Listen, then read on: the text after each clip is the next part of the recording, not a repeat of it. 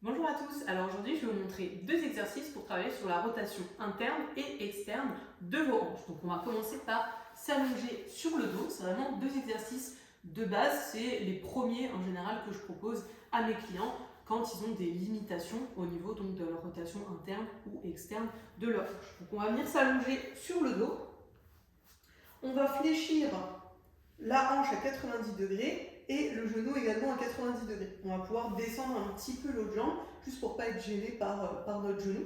Et donc ici, l'objectif, on va venir mettre les mains sur le bassin pour bien tenir le bassin. L'objectif, c'est que le bassin ne bouge pas. On veut vraiment travailler uniquement avec la hanche. Donc si le bassin bouge, ça va nous aider forcément au niveau de la hanche, ça va tricher un petit peu le mouvement de la hanche. Or, nous, on veut faire un mouvement purement avec la hanche, puisque c'est cette articulation qui nous intéresse. Donc il ne faut pas que les autres articulations interviennent.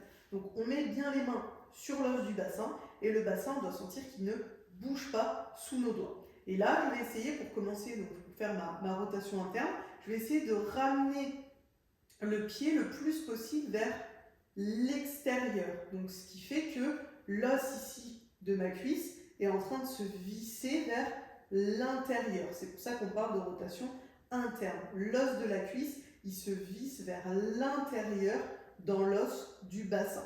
Et donc ici, avec mon pied, j'essaye d'aller le plus loin possible. Donc il faut que le genou reste fléchi à 90 degrés. Et évidemment, il ne faut pas que la cuisse, elle parte dans tous les sens, en ouverture ou en fermeture.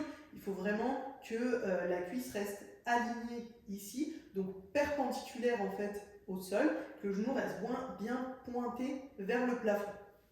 Donc là, je ramène le pied donc le plus possible vers l'extérieur et je vais maintenir 5 secondes, donc en essayant de m'arrêter avant qu'il y ait un mouvement ici au niveau du bassin. Donc je tiens 5, 4, 3, 2, 1. J'essaie vraiment de produire un effort maximal et après je fais la même chose dans l'autre sens, donc pour la rotation externe. Donc là je viens visser l'os de la cuisse vers l'extérieur par rapport au bassin, vers l'intérieur, vers l'extérieur.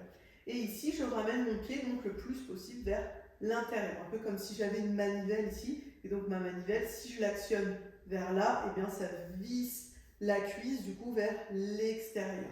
Donc là j'essaye de ramener le pied le plus possible vers l'intérieur, toujours en gardant la cuisse donc perpendiculaire au sol. Et là je maintiens pareil, 5, 4, 3, 2, 1. Et après je repars sur ma rotation interne. Donc je repars le pied vers l'extérieur à fond et je maintiens donc 5 secondes et ainsi de suite. Et donc je vais faire ça 5 fois pour la rotation interne et 5 fois pour la rotation externe, toujours en tenant 5 secondes à chaque fois.